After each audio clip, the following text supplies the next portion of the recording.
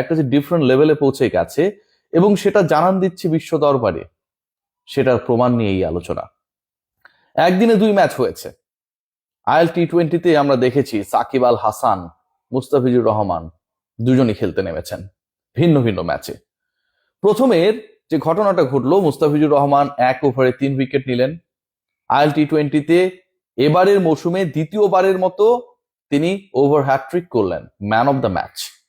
মুস্তাফিজের man of the match হওয়া, Kolkata night Riders কেন তাকে 9,20,00,000 রুপিতে দলভুক্ত করেছে, প্রায় 12.5 কোটি টাকায়, এবং কেন তার ফুল সিজন খেলা নিয়ে এত বিতর্ক, এত আলোচনা হচ্ছে, সবকিছুর যৌক্তিকতা প্রমাণ করে দেয়। মুস্তাফিজ পুরো ম্যাচের কাঠামো বদলে দিয়েছেন, তার দলকে জেতাতে বড় ভূমিকা পালন করেছেন। Shakib Al Hasan, what about Shakib Al Hasan? সাকিব আল হাসান যে কাজটা করেছেন, মুস্তাফিজ যেই কাজটা করেছিলেন, যেন সেটারই একটা রিপিটেশন। একজন বাঁহাতি পেসার আর একজন বাঁহাতি অর্থোডক্স। সাকিব আল হাসান 14 রান দিয়েছেন, 4 ওভার বল করেছেন, 3.5 ইকোনমি, 2টা উইকেট নিয়েছেন। অসাধারণ বলের উপর নিয়ন্ত্রণ, প্রায় 39-এ চলে যাওয়া সাকিবের কতটা ক্রিকেটের প্রতি নিবেদন, বাংলাদেশ থেকে ব্রাত্য হয়ে যাওয়া সাকিব আল হাসানের কতটা পারফরমেন্সের ঝলকে আরো একবার নিজেকে উজ্জ্বল করার প্রবণতা সাকিবের মধ্যে কতটা, সেটা যেন প্রমাণ করেছে গত ম্যাচে। বাংলাদেশের দুজন ক্রিকেটার 2টা ভিন্ন ম্যাচে খেলেছে এবং 2টা ভিন্ন ম্যাচে টোটাল নেমেছিল 44 জন ক্রিকেটার। ওই 2 ভিন্ন ম্যাচে 44 জন ক্রিকেটারের মধ্যে, যেহেতু 4টা টিম 2টা ম্যাচে নেমেছে, 11 × 4 44 হয়। বেস্ট ক্রিকেটার হয়েছেন এমন 44 ক্রিকেটার্স বাংলাদেশের সাকিব এবং মুস্তাফিজ। বাংলাদেশের ক্রিকেটাররা কি পারে সেটা যেন করে দেখিয়েছে IL-T20-তে। কম্পিটিটিভ ক্রিকেট হচ্ছে, ভালো ক্রিকেটাররা খেলছে, সবাই দামি ক্রিকেটার, সবাই নামি ক্রিকেটার, স্কোয়াডে জায়গা ধরে রাখা পাওয়া, সেটাই যেন একটা বড় আলোচনা। বাংলাদেশের বিভিন্ন পেজেস গুলোতে তাকালে দেখা যায় যে আজকে 11-এ রয়েছেন সাকিব, মুস্তাফিজ, তাসকিন।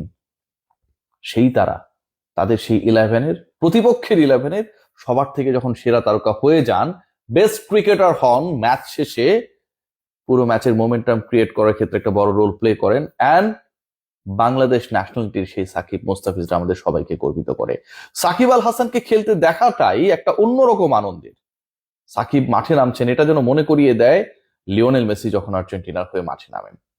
এটা যেন মনে করিয়ে দেয় একটা সময় যখন সচিন টেন্ডুলকার, ব্রায়ান লারারা তাদের দলের হয়ে মাঠে নামতেন।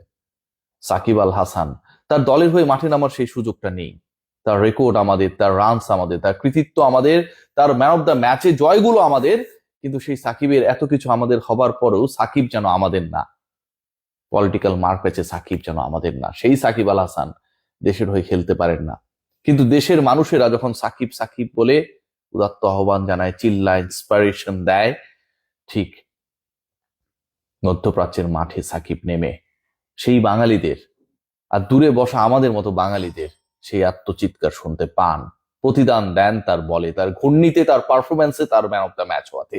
ম্যান অফ দ্য ম্যাচে T20-তে টপ 4-এর একজন সাকিব আল হাসান।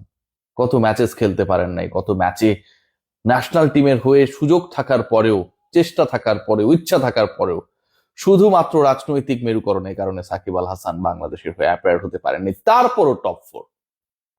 তার উপরে রয়েছেন ক্রিস গেইল, তার উপরে রয়েছেন কায়রন পোলার্ড, তার উপরে রয়েছেন গ্ল্যান ম্যাক্সওয়েল, তার উপরে যারা রয়েছেন, এই যে 3 জন ক্রিকেটারের নাম বললাম, পোলার্ড, ম্যাক্সওয়েল কিংবা